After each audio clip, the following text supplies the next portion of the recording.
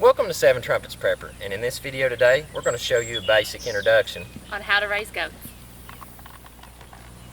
Depending on what type of goat you have, milk goat or beef goat, they serve a great purpose.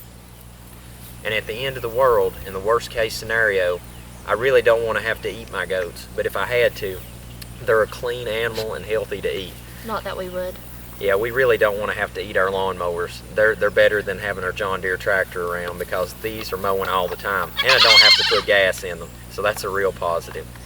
But these animals are definitely a clean animal to have around to eat. You don't have to worry about these having health problems from eating them, because not only that, they're not like a pig or something like that. You're not going to have to worry about getting any nasties from them.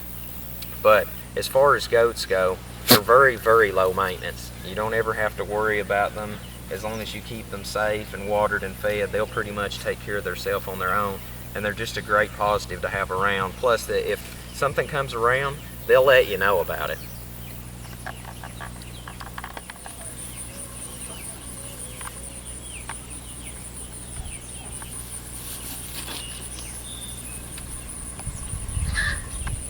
Now, when it comes to fencing, I would encourage you to get some of this welded metal fencing. This is what we use, is 3x2 rectangles. This is good fencing. It's held up good. The goats do not get out of this type fencing. Another thing that I would recommend is, if you wanted to, is use the wood slat fencing, like privacy fencing. We done that, and that's a great option too. But if you don't want to spend a lot of money on the wood fencing, this is definitely a great option, is using the metal wire fencing. Okay, now something else to keep in mind is when you get salt blocks and mineral blocks for your goats, make sure that you select the right product.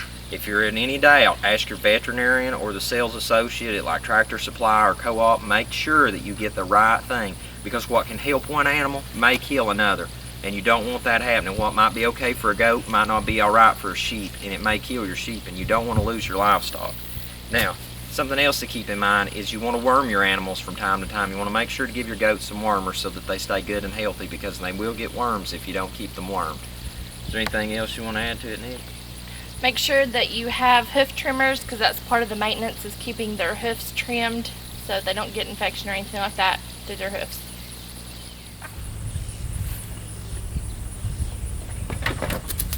Okay, now when it comes to having a structure for your goats, one of the easiest things to make is what I'd like to call a lean-to.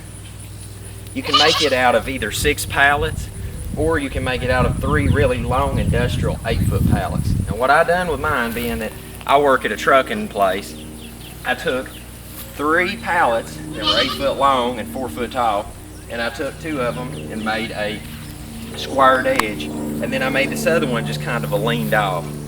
I took rubber mud flaps, just recycling.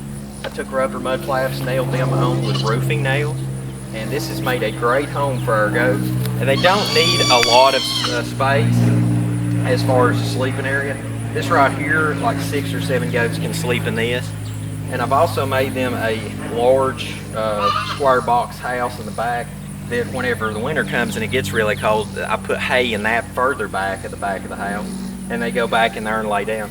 This is a very easy one-day project. Me and my son done this together, had a really good time. As a good father and son project. And I encourage you, if you have goats, don't spend a fortune on a barn. Just build them a really nice little lean-to like this, and they'll use that more than anything. Okay, now this is some of the medicines I would recommend having for your goats, just in case something ever happened. The first medicine is blue lotion. This right here is a great wound sealant and cover, great antiseptic to put on it, and you can put dressing over this to keep them from getting to it or anything. The great thing about having this is this has been used on our farm on cattle, on goats. You can put this on small animals even if you needed to protect them on a wound. But now if it's a deep wound, you definitely want to get them to a vet. But in a end of the world situation, you're not exactly going to be able to go to a vet, so you're going to have to use your best judgment on that. But this is definitely something I recommend to have, and it's you can get this at your local Tractor Supply or your farmer's co-op or at your veterinarian's office. Next one is alcohol. I definitely encourage you to have some of this around. I mean, You're going to have this stocked up anyway for some first aid supplies, so that's going to be something great to have for your goats. Next, we've got some hydrogen peroxide. This is great for wound cleaning. Definitely, if you get your goats in some brush or anything and they get scraped up, definitely can put that on there and clean them up. Next is Aluminum Shield. This is Alu Shield. They also make this it's called Aluma Shield. And this is great to spray over a wound and cover it. It literally just makes a aluminum looking cover over the wound. It looks like you spray painted your goat. But the great thing about this is it's like a aerosol bandage. It's like just completely putting a liquid bandage over them. This is great stuff, and it will stick with the animal, and it'll wear off slowly and gently. It's really good stuff. I highly recommend this. Matter of fact, real quickly, my cousin also raises goats, and one of her nannies got really bad scraped up, and they put this on her side, and it healed her side up really good, and it wore off slowly enough to let it heal properly. So I highly recommend that. Next is some Bandage wound dressing.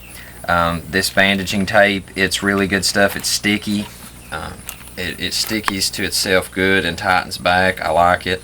Obviously, I did not pick this out, the colors out. I would have got the camo at the Tractor Supply, but my wife went, so we got this funky neon green and pink, and yeah, I'm not even going there. That's non-manly. But make sure to have you some for the end of the world. Next is Penicillin. It's injectable. You can get this at your Tractor Supply, co-op, or veterinarian's office. Now, you need to keep this refrigerated, definitely. And the dosage, you need to make sure to read the instructions, consult with your veterinarian, and make sure you get the proper dosages for your goats. Next, we have needles. This is Producer's Pride that I use on our farm, and you can get these at your local Tractor Supply or your co-op veterinarian office. And then, of course, you're going to need the needle, the other part of the needle, the syringe.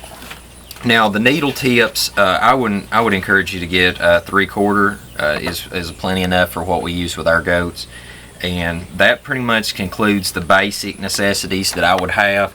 And like I said, this is just a recommendation. I am not a veterinarian. Do not hold me liable for your goats. So you definitely consult with the vet's office with your particular animals, but make sure to have these things around, because these are essential things that you're going to need on your goat farm. So we hope this has been a help to you. And until we see you again, have a most blessed day in Yahushua name.